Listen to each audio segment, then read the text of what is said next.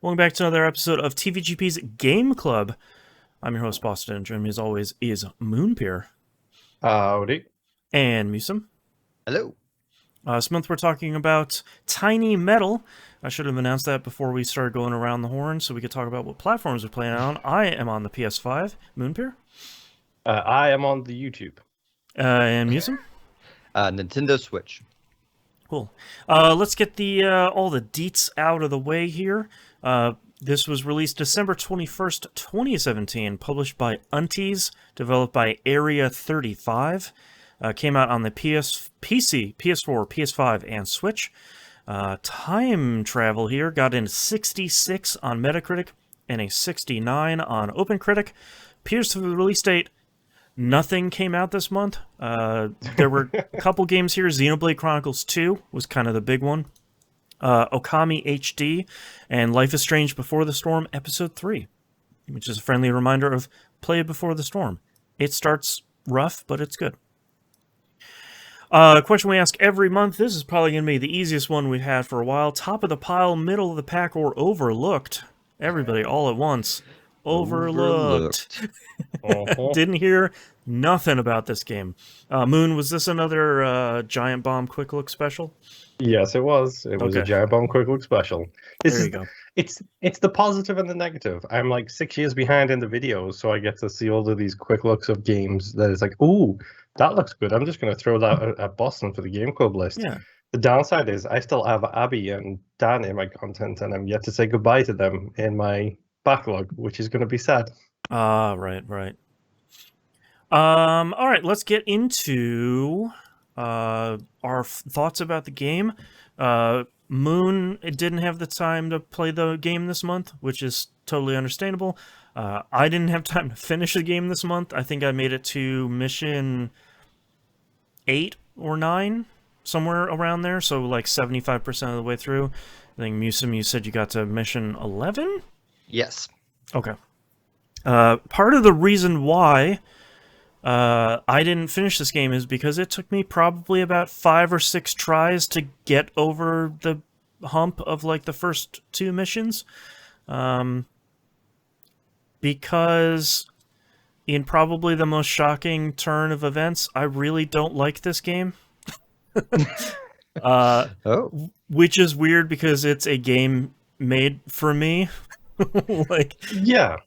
Okay, so let's just rewind a second here, because this is essentially inspired by the Advance Wars games. Yeah, it's a grid-based rock, paper, scissors strategy game. Okay. How do you feel about the Advance Wars games? I largely like them. I never finish them because they're usually fairly long. Yeah, that's something I will get into as we're talking about this and we get further down the line. And how do you feel about the Fire Emblem games? I love the Fire Emblem games, and I never pick them up because I spend too much time in them. Because they're SRPGs, and sort of smushing the RPG leveling stuff on top of it is just, it's catnip for me. It's like, cool, I'll just hang out with my DS here for about the next 400 hours. All right. Okay. So pray tell why you don't like this game. So here's the major problem that I have with this game. Here's a couple of minor issues. I think the Fog of War is too aggressive in this. I don't mind the Fog of War in general. I get frustrated when I'm pushing further up the battlefield and the Fog of War is sort of like pulling behind me.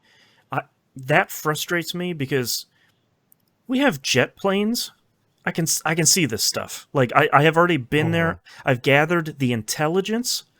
Don't put the Fog of War back. Like, I don't mind having to unveil the map, but like it creeping back is frustrating. But that's the miasma that the world is covered in, dude. Like That's right. It comes back when you leave. You can't help that. That's right. My major problem with this game is capturing buildings, especially capturing factories, to then make more units. Part of what I like about strategy games like this, like Advance Wars, strategy RPGs are sort of removed from this. Wargroove is another sort of exceptional example of this. I like having your set units, like you're coming in with 2 tanks, 3 rocket guys, a helicopter, and a plane. That's what you got. Go take out the enemies, go clear the mission. So you like the specialist missions, like the old Command and Conquer. Here is a base, but you've only got a commando to go deal with the whole thing. And like, I like RTS games, but I don't want like that chocolate and my peanut butter here, because my frustration is, all right, the enemy captured a factory before I did, and now I have this torrential wave of units that I can't keep up with because I didn't capture my own factory turn 2, and I just can't keep up. So like from turn 2, I'm gonna lose in turn 15 because I just can't do it. Okay, I can get that. So here's something funny. Okay. The mission, like I only got to 11, and I got to that today, and I was really, really enjoying the game a lot until I got to 11. And the thing I disliked about 11 is it started me out with a huge army and no factory in sight. Like there's no factory in the first few buildings that I saw.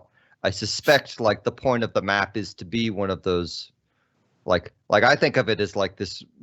There's this level in the original Warcraft 1 where they just give you some guys and they're like traverse the map.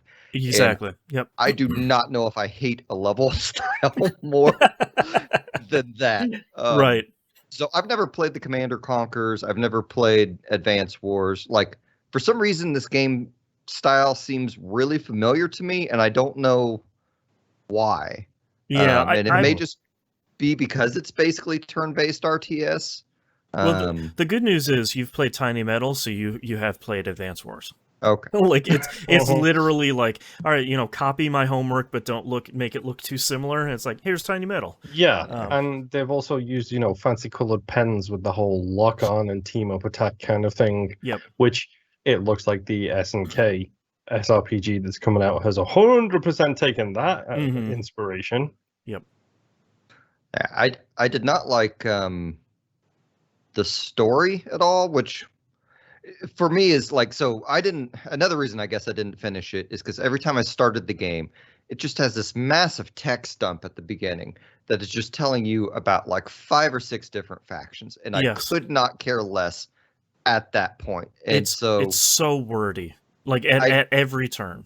I kept starting it up and going, oh yeah, and then turning it off. And I did that for probably 2 weeks straight. Yep. And then finally I said, you know what? I'm going to ignore whatever this first part of the story is, and maybe I'll read some of the later. And it turns out the story is, oddly enough, like if you take a story from any Universal Century Gundam cartoon, but remove the teenager discovers the Gundam and just insert the political military factions that you get out of like a stereotype of Japan, that is this story. Right. Surprise, you've been fighting for the wrong side. Yeah. Right. That from what I watched, it seems like the story is about as tropey gets. With the added twist of like the videos I watched, it was Japanese voice acting for the story stuff and English voice acting for the units. So I don't know what you guys went with. But it was always hilarious hearing people say Taicho, which is commander, because the only time I've ever heard commander in Japanese is Bleach. So anytime anybody says Taicho, I'm just thinking, I say Taicho! I say Taicho! Yep. Which I should have done that. I actually, like, the last couple days, I'm like, I'm just going to turn the sound off on this because it's annoying me a little bit, because it does that whole jokey early Blizzard games where all the units are silly. And like the voice acting, I guess, is okay, but it's too much. So I enjoyed it better turning it off and just putting on, whatever I'm listening to in the background. Right. Yeah, I'm not gonna lie. It's absolutely hilarious listening to the same samples over and over again. It's one of my biggest pet peeves. is, especially with like this RTS style stuff, it's when you get a voice sample, and it always brings me back to World of Warcraft, and specifically the card game that I can't remember the name of, with the whole Hearthstone. Thank you. With the whole job done thing. Yep. Every time. But it did tickle me the first time that I saw somebody highlight a helicopter and they started going do do do do do do do do do to themselves. And then the 50th time I was just like, shut up. Just shut up. See, what I don't think enough games understand that to balance those repetitive voice samples, you have to have a bang-in soundtrack. Like, the soundtrack has to be, like, so blowing everything else out of the water, like Warcraft 2's or like StarCraft's, that you'll deal with some of the repetition of voice samples because the soundtrack is just killer. And this game doesn't really... Yeah, I didn't even look up who did it. It's just super generic and boring, and for a game where you could spend hours in a single mission, it's not what you want, you know? Yeah, and I think there's a lot of cool stuff in this game. I kind of like the idea of capturing buildings to increase the amount of like tax money you get every turn. I think that's kind of neat. I like there's a mission pretty early on where you capture like a satellite dish, and you can send in a choice of hero units that like do a little bit more damage and have better armor, so that can sort of turn the tide. It's just the whole thing is just frustrating, and it you can tell that they had the idea and probably ran out of time, because it very much seems like one of those games where it's like, yeah, you really like this subgenre, like you really like Advance Wars, and you really like that rock paper scissors strategy turn-based thing. You just kind of didn't get all the way there, and I hear the sequel is a little bit better, but maybe not sort of foundationally better. I mean, the main tactic to use in the game to get through any of this stuff is the I can't remember what they call it, but the dual to triple attack method. You wait till I have my other guy lined up to shoot, and we're just going to kill this guy in one hit, so he can't damage me. And then once your units move forward and damage them, I'm going to move these units back, move the new units up front. Like, I had a real methodical method I was going through that was decent for building, capturing, and using. Like, I it took me a few missions to figure it out. But like once I figured out, you use assault on whatever new unit the enemy made on their factory. So then you can prevent them from putting something on their factory. And like the first time they gave you the jets, halfway through the mission, I'm like, I can use these guys to block everyone and they can't shoot them. Like that's true. Yeah. So then I started kind of messing with their paths. So I think like it spoke a little bit to the HeroClix player in me, and for some reason, it reminded me a little bit of this old turn-based game called Disciples 2, which is a game I really loved, but is super dark and has just amazing art. Anyway, we're not talking about Disciples 2. But I think that's the same thing very much that. This is probably unfair to the game, but this is the reality of it, is while I'm playing it, I'm thinking of other games that inspired this game that did it better. Like, I'm thinking of the first two Advance Wars games that did this cleaner, better, and more focused. And then I'm thinking of Wargroove, that's a more modern game that has taken the turn-based strategy thing, but kind of left it to... Here's the map you're going to. It has rock, paper, scissors. You might only start this map with 5 units. And that's what you're going to have to do to take out these 7 enemy units. So it's like, it's really kind of focused and condensed. And I think Tiny Metal is trying to do both of those things at once, and not really doing any of them particularly well. There's so much I do like about this game. Though, like I love the way it looks. I genuinely do. I think it looks so cool.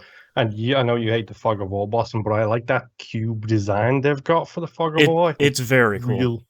It's really good. Like I said, generally, I think the Japanese voice acting for the story stuff is fantastic. Yep. It does feel super tropish in that story execution. I mean, there's a clown, dude. Like seriously, was not expecting that, dude. How anime do you get? Like seriously? Yeah. I don't think I would have mind the tropishness if it had less dialogue. Yes, like 50% less dialogue. It's just minimum. So much of it, and I do have to give it credit. Like there are a lot of options to just skip all this dialogue. There are options that I love in these games where it's like I don't need to see the two units shooting at each other. I just need you to stay on the battlefield. Like this game, do the math fast and just show up and just do it and get it done. Like the game during the gameplay moves pretty quickly. There's very little there. You can play some of these games, and it's like, all right, now it's the enemy's turn, and there's this big like cutscene, and there's 30-second thing long. And it's like, nope, here's the other side. They're moving already. Let's go. Like it, I appreciate that it moves along at a nice clip. Yeah, it does need some tweaks. Like it needs an end turn button, like nobody's business. Oh, does it? Yeah, if you select an empty tile, it'll then say like, oh, do you want to find the next unit that's available? Which is great. Strategy games, please do that. A bunch of other options like save and quit, where it saves on that turn, and then there's just one for abandoned mission, which is like, I'm gonna lose. Let's just try this again. And there's one that just says end turn. So it's like, yeah, I got 7 other units. I'm not gonna move. Just send it over to Zipang. By the way, 2 of the shoulder buttons will also cycle through your units. Great, I didn't even know that. That's great. I'd started exploring the controller when I kept pulling up that pause menu on accident, and I'm like, I have to put my mind to this because this is not speaking a language I'm familiar with. Right. Yeah, I took that from XCOM would be my guess. Yes. Hey, there's another great one you can play instead of Tiny Metal. Play XCOM. Start with the first one. I heard the second one's great too. And Enemy Unknown is one of the best games ever made. Period. Like, it's so good. Yeah, oh god. I was just gonna say I love XCOM. That first XCOM game, and I always meant to play the others. It's just when I play one of these games, I think about the time sink. But for me, I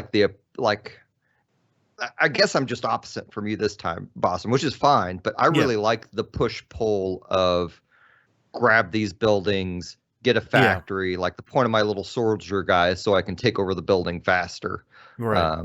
Like I enjoyed that kind of push-pull gameplay, whereas if I'm going to go to XCOM, I'm going for kind of a stressful survival. Like I guess it's kind of a same play strategy, but my mind is in a different place when I'm playing them.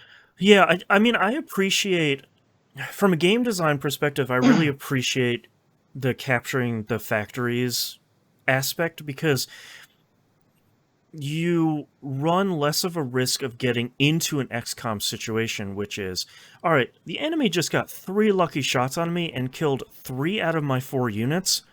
I'm done. Now what do I do? But in Tiny Metal, you probably have some money saved up. You can just essentially like 3D print a bunch of units over the next maybe 1 or 2 turns, and then you can kind of get yourself back into fighting shape. So a bunch of lucky shots, a bunch of crits aren't going to completely derail your mission, where it's like, great, I guess I'll just go back to base and try and rebuild my squad. Just for me in this game specifically, I'm not sure what combination of elements it was. It was just kind of, or it was just, I'm not in the mood for this game right now. Just sort of frustrated. Yeah. I also have never played any of those other games that you said were better at it than this one, so that could also be part of it. Like, in all honesty, and this is going to sound derogatory and I don't mean it to be, I'm kind of glad I didn't play this game, because I love this type of game. I genuinely do, but it happens with every single one of them. I will play it for like 10, 15, 20, 30 hours, XCOM, looking at you. Right. And then stop and not want to go back. But then by the time I want to go back, it's like, well, I might as well just start it again because I've forgotten everything. And honestly, I think it took me 5 years to beat the first Advance Wars. Like, that's how long I was playing that game on and off before I actually beat that game. And that's the nice thing about this game. It's like 14 missions. Like, that's not... And probably about the first half of the game, you can blow through pretty quickly. Yeah, and apparently it also has, like, secret factories on certain levels that if you capture them, you can get secret levels. Oh, interesting. And you do, like, hidden levels, and then as a reward for the hidden levels, you can summon hero units. Nice. Okay. Which look cool as hell. Museum, there is a mech with a shield and a gun. Yeah, nice. What's up? Let's go. I don't know that I'm going to get past the level that I'm on, though. Like, they added... like, they started... Like, the last couple levels, the units they added... Like, that's one of my frustrations with the genres. They never stop adding units. Yes. Just... just stop halfway through, man. I don't need this much juggling. And, like, the last unit they added was a sniper unit. And before that, they added batteries. And, like, snipers and batteries operate in similar methods where they can't attack and move in the same turn. Okay. But they have larger distance. And the sniper only has, like, I think he shoots, like, 3 squares in front of him. The batteries, like, have a kind of a umbrella range they can do, but you have to use them in conjunction with radars that you're moving around so you can see an enemy in Fog of War, because the Fog of War is, it's literally like 2 squares away. Yeah. And sometimes you'll move to a square and it doesn't even give you the square in front of you, which is super frustrating. Yep.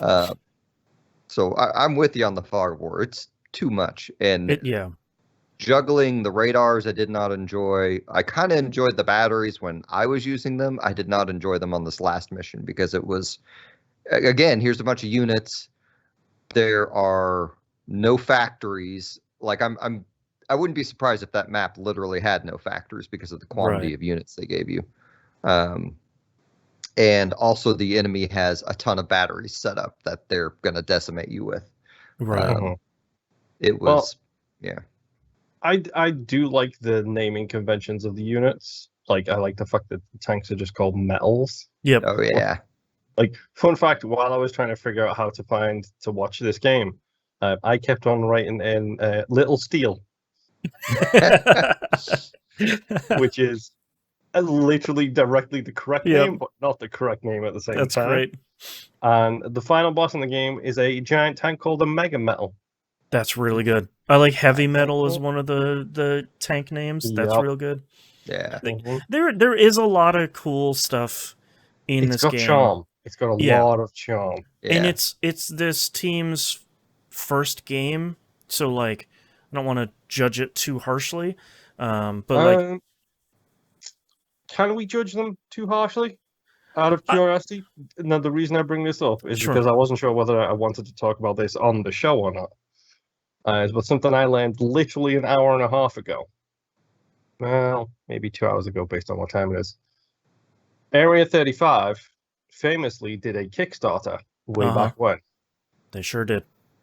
Did a Kickstarter what? They did a Kickstarter. You'll remember this one, Musim. Okay. Yeah. For a squad-based real-time strategy game based in like a fantasy kind of setting. Yep. It's called Project Phoenix. Yep. The infamous Project Phoenix. Which was set for release in mid-2015. Yes. For the PlayStation 4 and the Vita. Yep. And has never been released. Right. And they out of nowhere they came out with Tiny Metal and everyone's like, pardon? Mm-hmm. You kickstarted that one too and it failed and it still came out? Mm-hmm.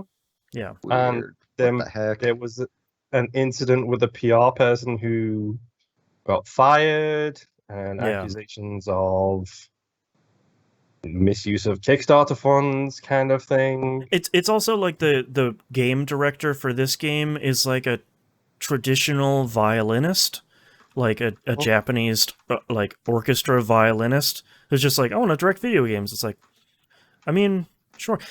The circumstances around this game, to say the least, are very weird. Yes. And like, I I want a game like this to succeed because we don't really get a ton of Advance Wars style games in general. We're seeing a little bit more now, and thankfully there's this Advance Wars 1 and 2 remake that's coming out. Got announced at E3 2021. But like, I wanted to see this succeed because it very much is, hey, I'm gonna make an Advance Wars. And it just didn't come together, I don't think. It's a good try, but I don't think it all gelled. No. All right, and any final thoughts here for Tiny Metal? Little Steel.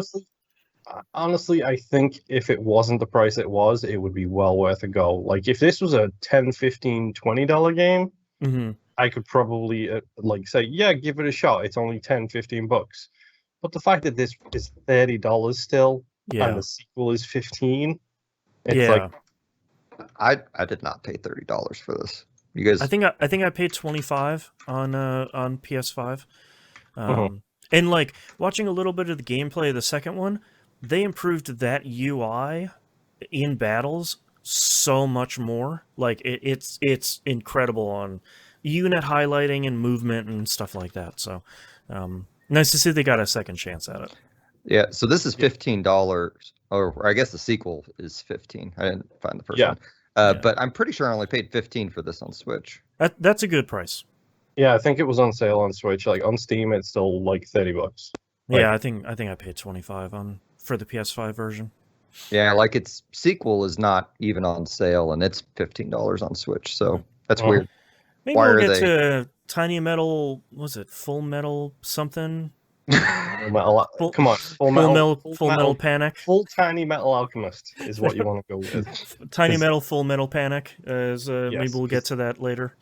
This thing is so anime. Like it is. It's so anime, and I love that aspect of it. I do like the art style a lot. That I 2 thumbs up on that.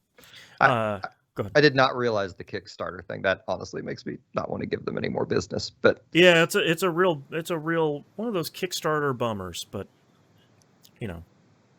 All right, let's talk about our next game. Speaking of Kickstarters, we're going to play Astroneer.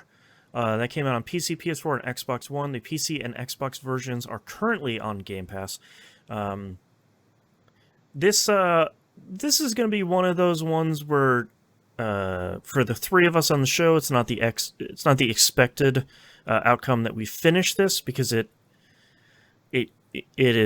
I'm sure it's finishable, but I likened it to No Man's Sky, where it's like, yeah, you can like finish it, but can you ever finish it?